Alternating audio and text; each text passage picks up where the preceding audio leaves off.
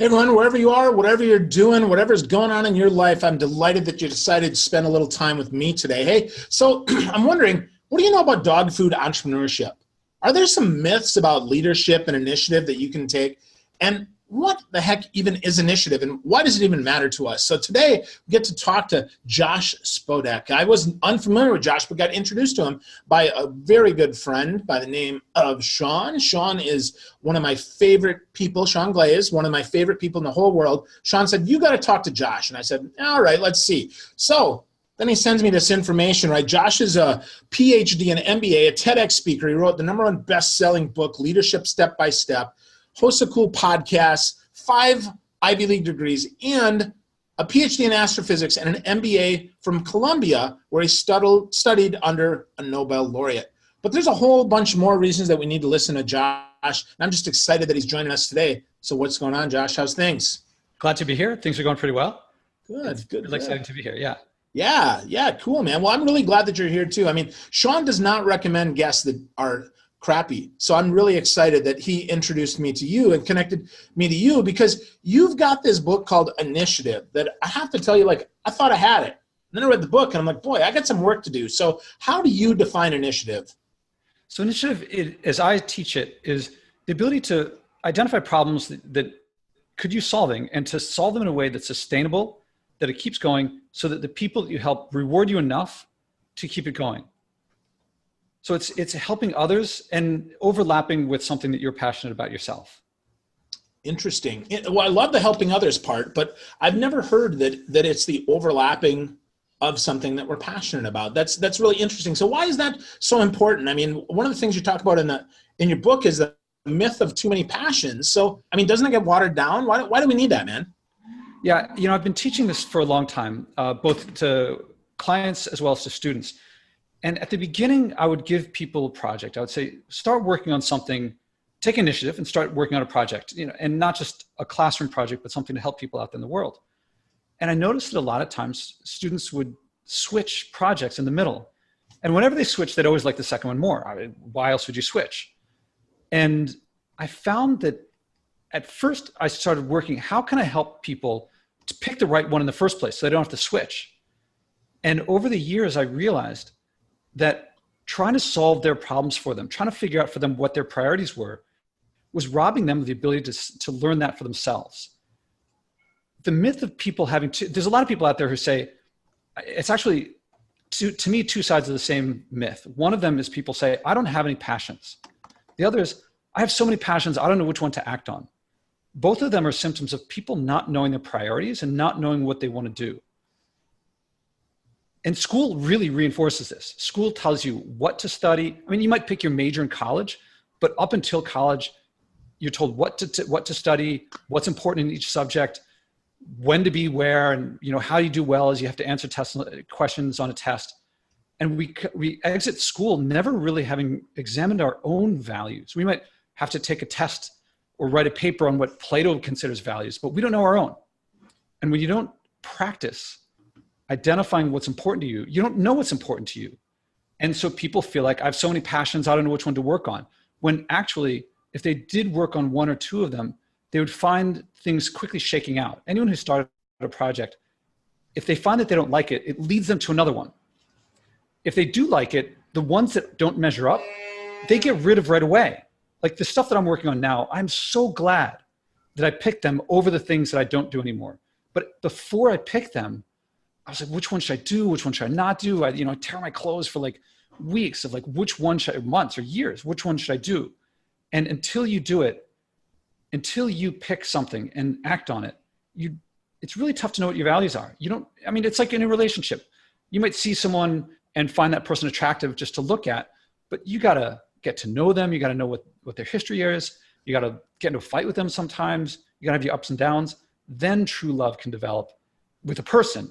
With a project, same thing. You got to know, you got to do it. And most people, if you don't mind my jumping ahead, a lot of people, they get given advice like, just give it a shot, see what happens, or work really hard. They have a belief that either work really hard on something and the passion will emerge, or a lot of people think, well, they look at like Bill Gates and they think, well, he must have had such a big passion. Of course, he wanted to start Microsoft. And if I had a passion like that, well, eventually maybe I'll find it. And they end up waiting their whole life, waiting for their passion to show up. Initiative leads you to start doing something. And in the book, initiative in the book, it gets you to do things that specifically work, not just try or go out there and fail, but to act intelligently, effectively, to take you step by step from starting on a project, which may be something that only its greatest value is it leads you to the next project, or maybe something that you really love, but you really have to try. So all this is a long answer of why people think that they have this myth of having too many ideas. There is a ranking internally, and you have to take initiative to find out which ones you care about more and which ones you care about less. That was a long answer. Sorry about that. No, that's a good answer. But so that means, though, to kind of distill it down, I mean, we have to try something. We shouldn't be paralyzed with nothing. But eventually, right, if we're not feeling the juice, it's okay to quit, to steal kind of Seth Godin stuff, right? It's okay to feel the dip, jump out of it, and then do the next thing. And that's quite all right. Is that kind of what you're saying, or am I totally missing your point? I'll go even farther than that, because a lot of people think, they have multiple ideas and they think, okay, there's A, B, and C. Which one should I do? I'm not sure which one I like the most. And they fear that if I work on A, but what if it's really B? And then they'll have some fear that it's like almost as if they're going to wake up one day married to the wrong person with a kid and a mortgage and they're stuck. Well, getting married, that's another issue. But as for starting a project, what actually happens is that if you pick A, and let's say A becomes awesome. Well, great, you got lucky on your first try. But what if it's not? What if B was really the one that was perfect for you? What will happen? A will lose its luster, but B will never lose its luster. And in fact, the fastest, most effective way to find out that it's B is maybe you get lucky and choose it in the first place, but otherwise, if you pick A will drive you to B because you'll develop the skills and experiences and the self-awareness doing A to be like, this isn't what I wanted to do. I got to switch to B. And you will not look back at the time that you spent on A with regret, which is what most people fear. You'll look back at A with gratitude for having gotten you to B. And then if B runs out and leads you to C, you look back at gratitude with both A and B. Everyone who acts on something, even if it's the wrong thing for them, looks back and wishes they had chosen earlier. Ooh, I like that. The choose earlier, make the best of it, and then be willing to move and vibrate and go different directions in order to get to the next place. So how did you learn this, Josh? I mean, how did this happen to you? How did you happen upon this whole initiative? One of the big things, I mean, there's a few big things. One of the first ones was when I was finishing graduate school, I'd lost my passion for physics. I still love physics, but the practice of physics, doing research in today's world, not really what I wanted to do. It wasn't like being like Einstein, like I hoped it would be. And I asked the question, what can I do with a physics degree? But this is not an effective question because having more education should not limit me. But I felt limited. I felt like I could go to Wall Street, I could go into industry, I could keep doing research. None of them was really interesting to me. I ended up starting a company. I co-founded a company with a friend. And that opened up a whole new world to me. So entrepreneurship, I really loved. But a couple things happened. One was that I followed the model. This is the late 90s and early 2000s of like the dot-com bubble stuff. And I was like, I'm going to go for an IPO and we're going to try to build really fast and big and so forth. What you referred to in what I call the dog show, the entrepreneurship dog show of trying to make the company fit not to what was best for the customers or best for me or best for the employees, but was best for the judges of I wanted big investment. So I had some, Shark Tank wasn't around then, but I wanted to do something like really doing well at a dog show, being the best at not satisfying the customers, not at satisfying the clients. That would have been very effective. So entrepreneurship got me out of feeling stuck, but it left me trying to satisfy the wrong group of people. And then later I started teaching it. Well, I went to business school and I found a lot of people there were saying, I want to start a company. They wanted to start companies. And I asked a lot of them, why aren't you if you want to? And the number one answer I got was, I don't have a great idea. But when I talked to people who founded companies, and it doesn't have to be founding a company, but okay, looking at just the for-profit companies, because it could be nonprofits, it can be also starting community organizations, it could be starting initiatives at work without leaving your company. the number one, if I ask them, is what you are doing now what you started with? Never did the person say yes. It always changed. And I concluded that it was not the idea, because the same thing that motivated some people discouraged others. What it told me was it's the social and emotional skills to be able to take a rudimentary idea that's not good enough yet for the market and learn how to get advice, learn how to iterate, learn how to, and this is not, it's really earlier stage than what you see if you do like lean launchpad, stuff like that. I love those things for a certain audience, but most people don't yet have an idea that's fully formed. They have something that's so rudimentary. Most people are embarrassed to share it. So the early exercises in the book are how to share stuff really early in a way that prompts people to not judge you, but give you advice instead. Then I started teaching, and that started really, then I would get hundreds of students and clients a year in order to test these things. And so I could refine things like I talked about earlier, not trying to get people at first to know exactly what to do right off the bat. That creates such a big hurdle, and it keeps people from acting on their interests, and it keeps them in a job longer than they need to because they feel they have other options. And staying in a job longer than you need to means you're not going to have as many responsibilities. You're not going to get as much pay. You're not going to have the relationship with your manager that you could. And I mean, there's lots of other things, but it was really feeling trapped, feeling like I did what school told me. I was at the peak, I was at the pinnacle of what school taught, and I felt trapped. And when I teach students and clients this material, they tell me they feel the opposite of trapped. I mean, sometimes they come to me and say, I want to get out of school early, which is a little dangerous. I have to tell them, get that advice from your parents if you're going to think about dropping out of school, because I don't want the administrators getting mad at me. But they start having that feeling. Some of them never having had an idea, like they took my class not knowing it was going to be experiential. They thought it was going to be like writing papers. And next thing you know, they realize there's stuff I love. I really love more than anything else. And I want to do this. It's in everybody. I haven't had a student yet who's been, at least they haven't told me that like I couldn't find something that I really cared about. Interesting. I like that. I think that's really powerful that eventually they come to that conclusion.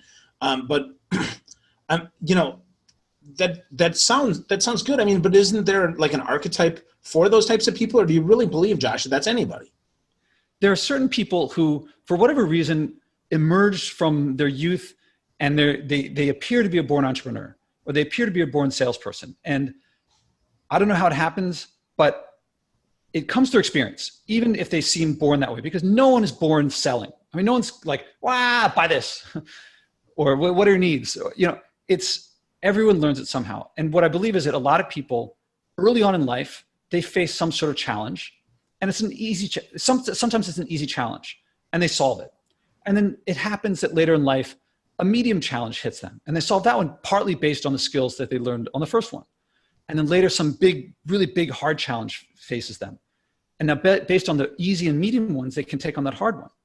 And they just grew up, and sometimes it's because they had a parent who guided them through it. Sometimes it's just chance. But if you have 7 billion people in the world, a certain number are going to hit easy, then medium, then hard challenges.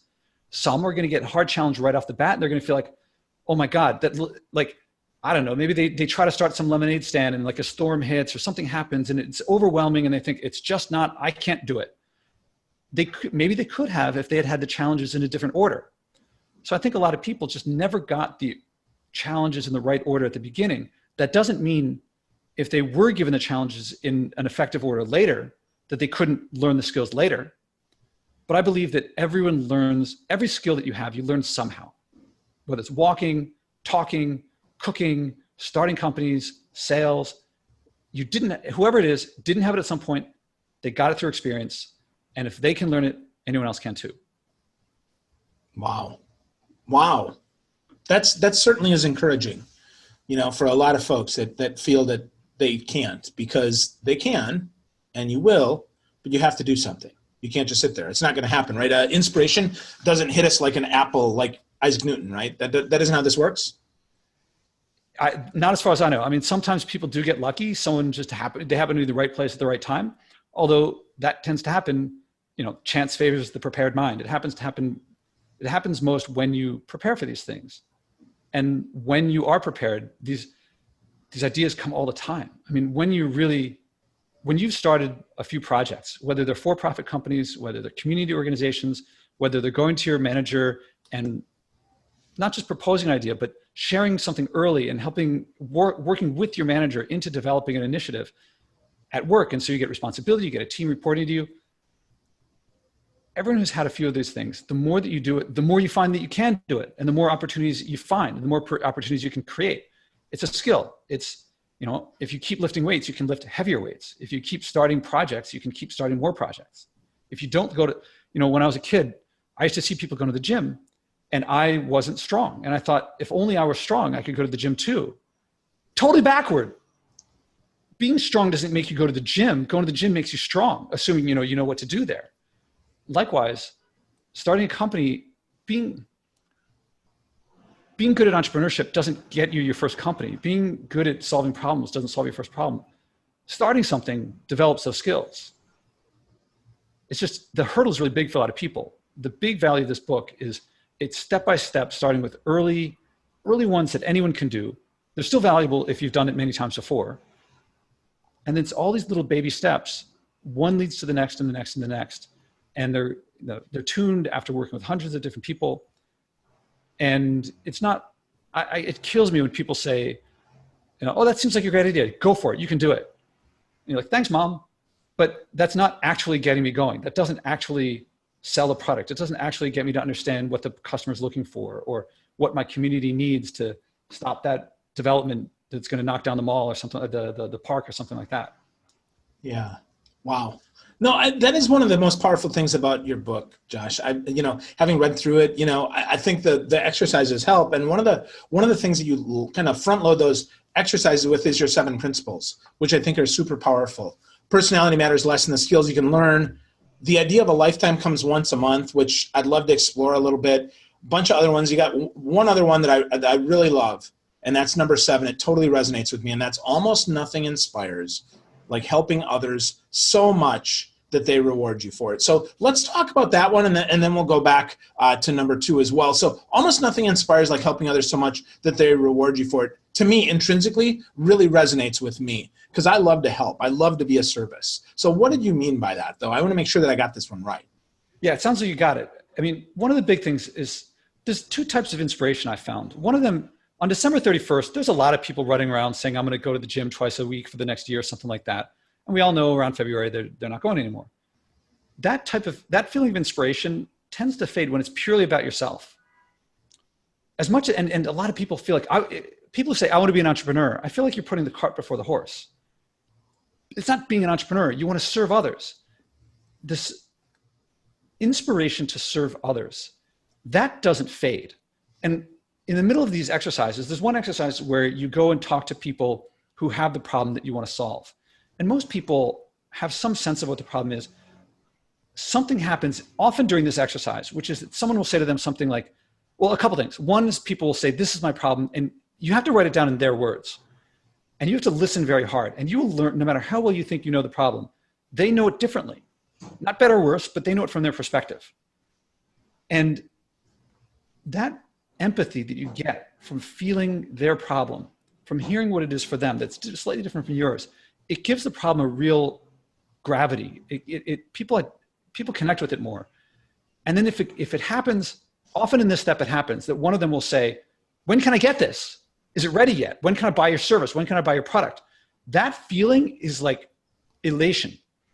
That when students come back from that exercise or clients come back from that exercise and I ask them how it went, this project becomes real in a way that it never had before.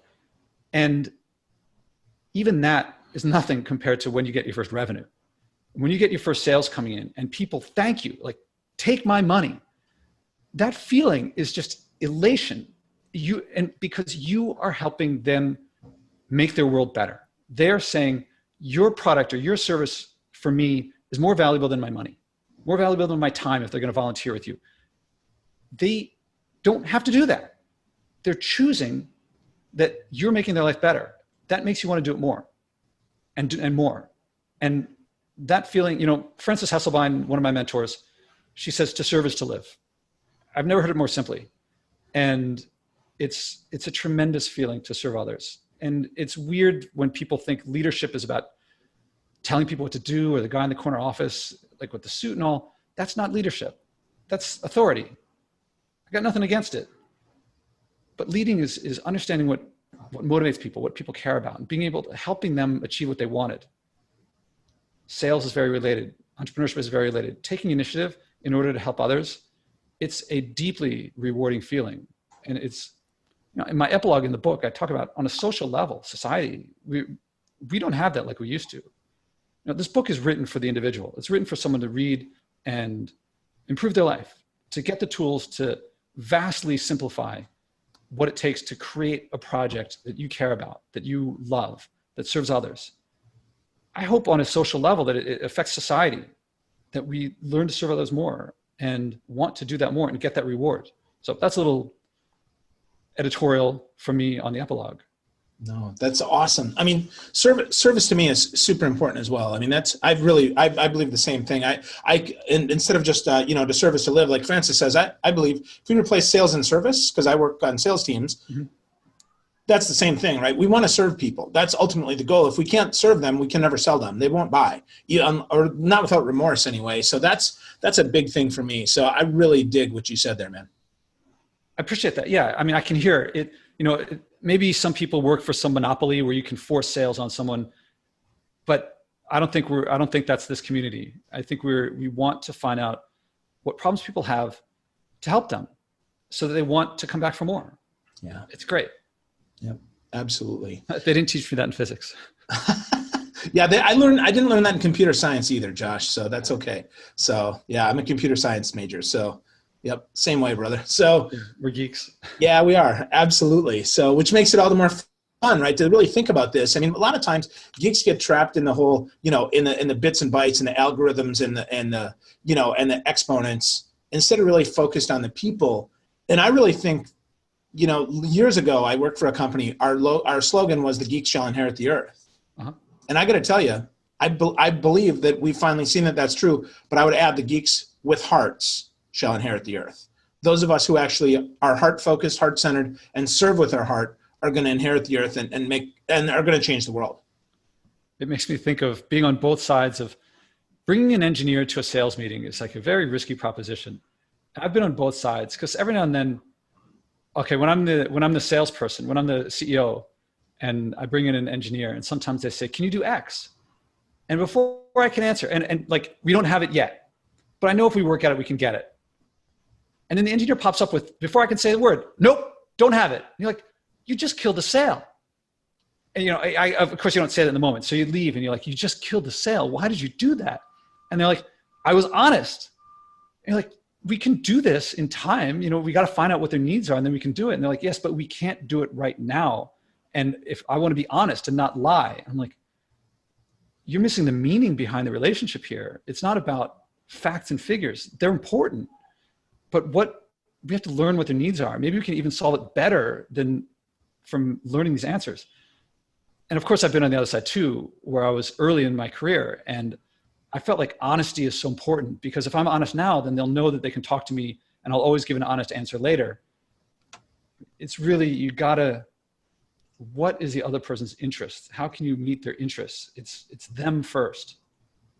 Yeah. I think that's really important. Putting other people first definitely is a great way to go about things and certainly helps us serve even better. But let's get back to this idea, Josh, because I think that's important. You said the idea of a lifetime comes like once a month. Now, Come on, man. Lifetime's a long time. And you're saying every month, once a month, we get the idea of a lifetime. What does that mean?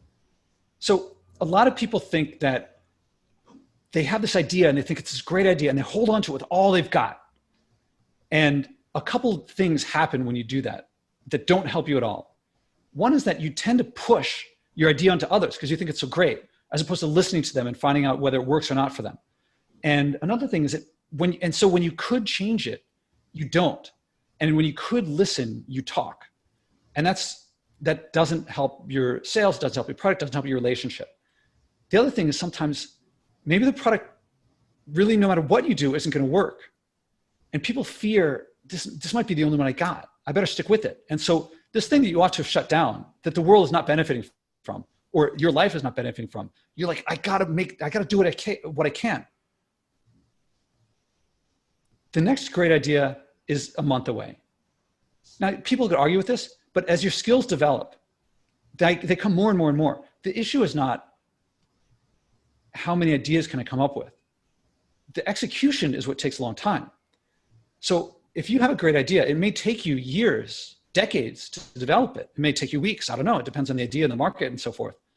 But if you stick to that idea and you will not let go of it no matter what, if you are driven by a scarcity mindset, then you will hold on to that idea.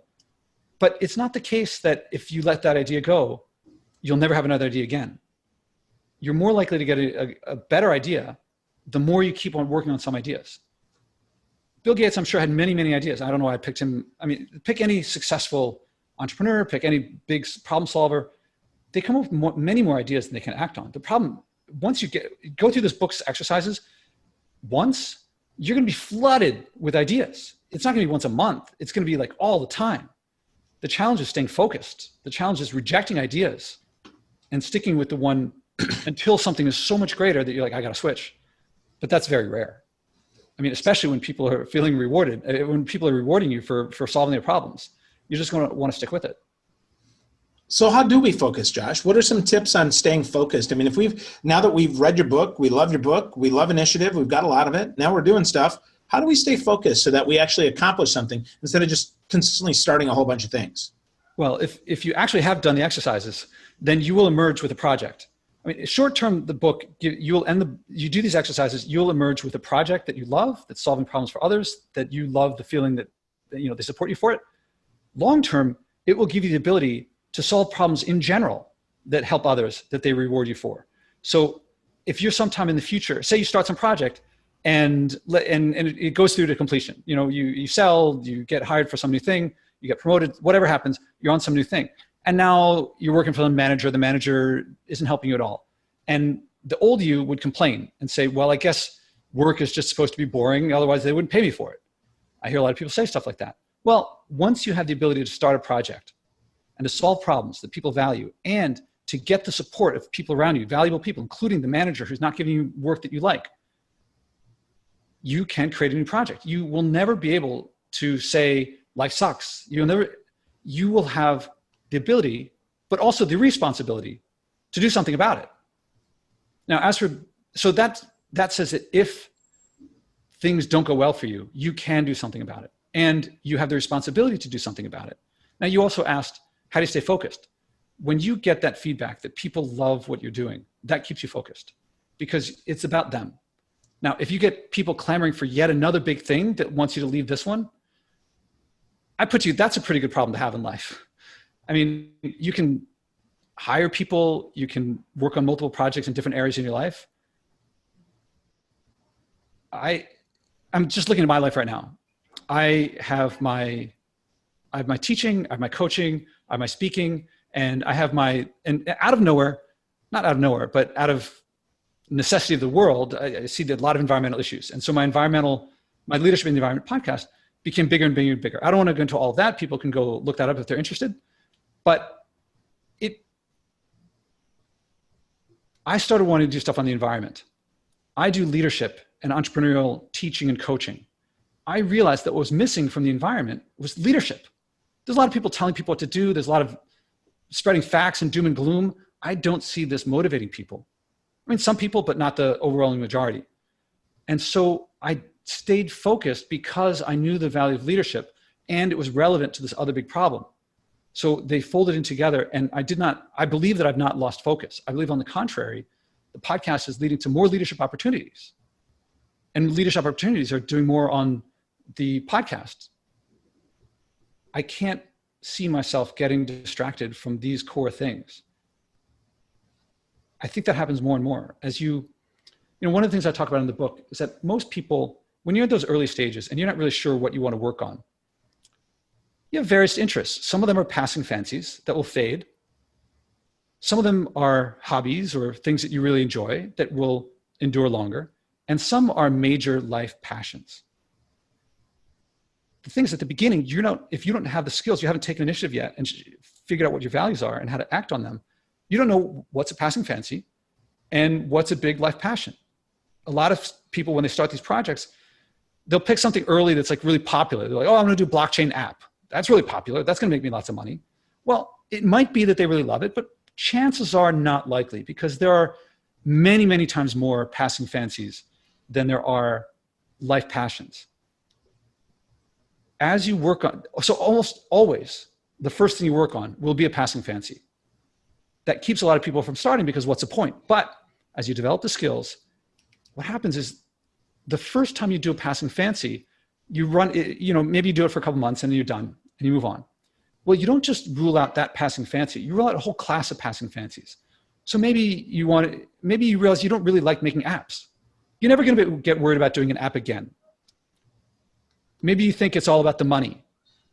And later you realize, I can make a living and not worry about money, and much more enjoy if I'm, working with musicians, if that's what you like to do. Then you're never going to be distracted by just money. I'm not saying don't worry about money. I'm just saying it won't grip you like it used to.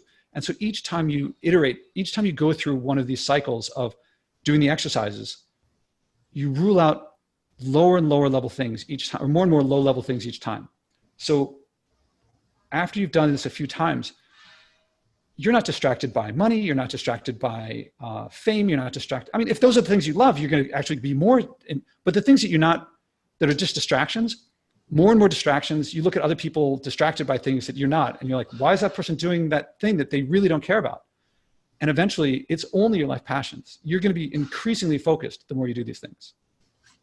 Excellent. Excellent. So lots of good reasons there to have initiative, lots of good reasons to focus, lots of good reasons to kind of try and then be willing to quit. So Josh, if we were to give us one start, maybe you already said it, but let's wrap it up with that. Where's one place, other than obviously reading the book Initiative by you, where would you have them start? To do what? Whatever it is they want to do, whatever they want to accomplish. If it's a project, get started on a project, whatever it is. It's hard for me not to say to do the exercises in the book, because it's exactly what I wrote the book to answer and develop. I mean, the book is the book version of the course. I developed the course to answer exactly that. And so I don't want to sound like I'm selling my book, but it's the only answer. I mean, I put my heart and soul into developing the course and then into writing the book. And it's a set of exercises that you can start from having done nothing in this area before. Or maybe, I've had people do it who have run companies, profitable companies, and they still get value from each of these exercises, doing them in order. And it will lead you to where at the end stage, you will be a peer to the most valuable people in the field, and they will support you. They will have a vested interest in your success. And for a lot of people, sounds like, wait a minute, how am I going to talk to the heads of industry? Well, it's step by step. You can't, how do you get to Carnegie Hall? You got to practice. And even though you start with scales that seem so simple that like, wait a minute, how can this get me to Carnegie Hall? Well, that's how everybody got to Carnegie Hall. All of them played scales, and then a little more complex pieces, and then a little more complex pieces. And eventually the step just before Carnegie Hall is, a smaller stage, but not quite Carnegie Hall. But from there, it's not such a big leap to Carnegie Hall. And that's how, it's just the performance of being a problem solver no one had made scales in this area, the equivalent of scales. That's what I did. Awesome. Awesome. So folks, if you get $15, you can go buy the book on Amazon. It's $15.26 today on Amazon. Real easy. The title of the book is Initiative. It's Joshua Spodek, Spodek. You can check him out there. But Josh, if people wanted to, they get the book and they have some questions, where would you have them go? What's your favorite social network that people can interact with you on and get to know you even more? Oh yeah, everything is at joshuaspodek.com. So in the upper right corner, there's Contact Me. There's the blog is also there. There's the book. There's the podcast. It's all there. And if you go to Contact Connect, it'll email me. And that's my favorite way. Cool. Fantastic. So check that out, folks. It's joshuaspodek.com. That's JOSHUASPODEK.com. Be able to get a copy of the book off of there. Go to Amazon or Barnes & Noble, your favorite bookseller. The title is Initiative. Joshua, it was great to spend some time with you today, man. Thanks so much for making the time. Phil, the pleasure is mine. Awesome. Thanks, buddy.